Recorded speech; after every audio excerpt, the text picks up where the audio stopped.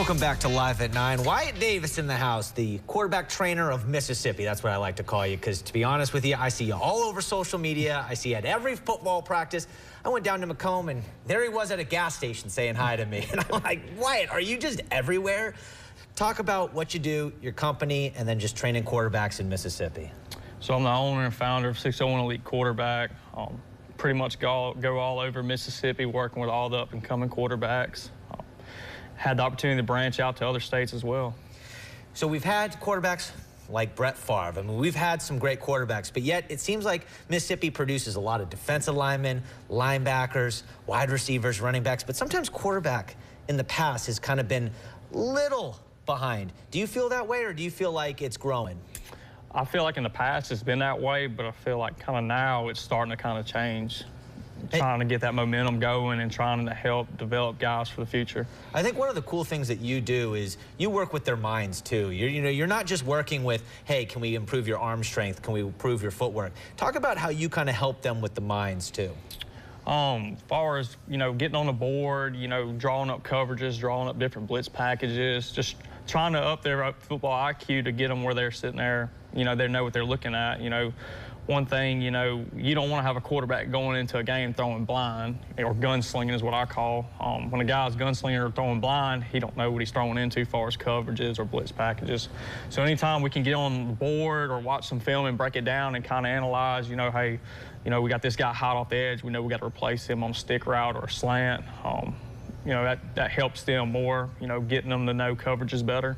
Yeah, people at home are going, I don't know what some of that stuff is, but it sounds complicated. And it is. And it is actually complicated. And I don't want you to use the name or the school, but you were telling me a story, and I want you to tell them that story, but without the actual name and school of the kid, about just how crazy the testing is for these young 18-year-olds that are now going to college. When you get a guy that's a Division I FBS caliber guy, they don't want a dummy sitting there, commanding the offense.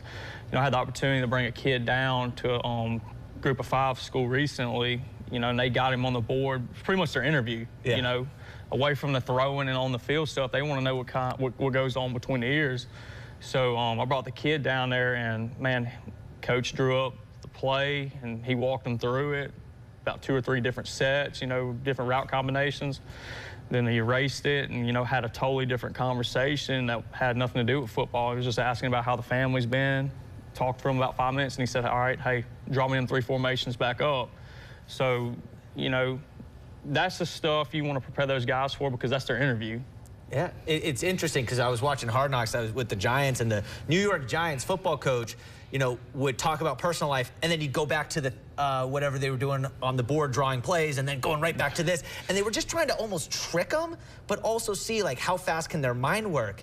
And as someone that coaches quarterback, is that something that is actually important for those people to see that, or do you think that that's a little unnecessary? I think it's important, because, all it is they want to see where their mind's at.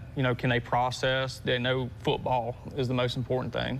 As someone that played community college football, and you played the position, and you're still a young guy, we were joking about that I'm older than you are.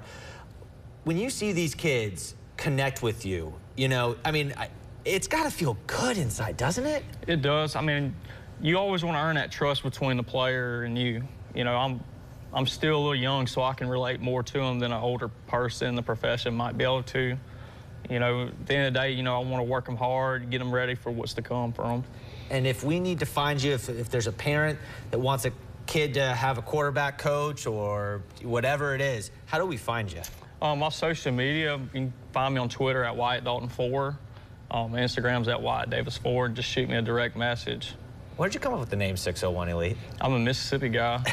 And, building this, it was about Mississippi, and it's always going to be about Mississippi.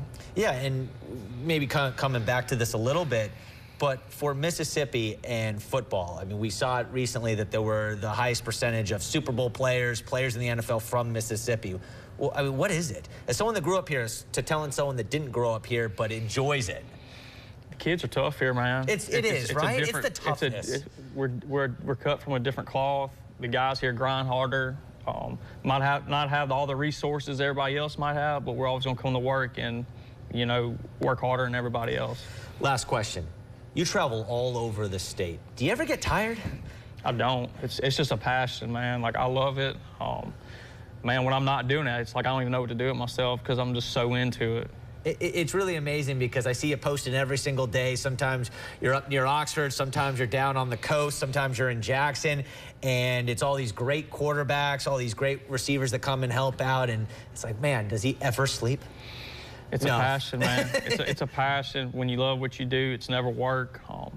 I feel like we're on the right path for what we got going, and it's only going to continue to get better.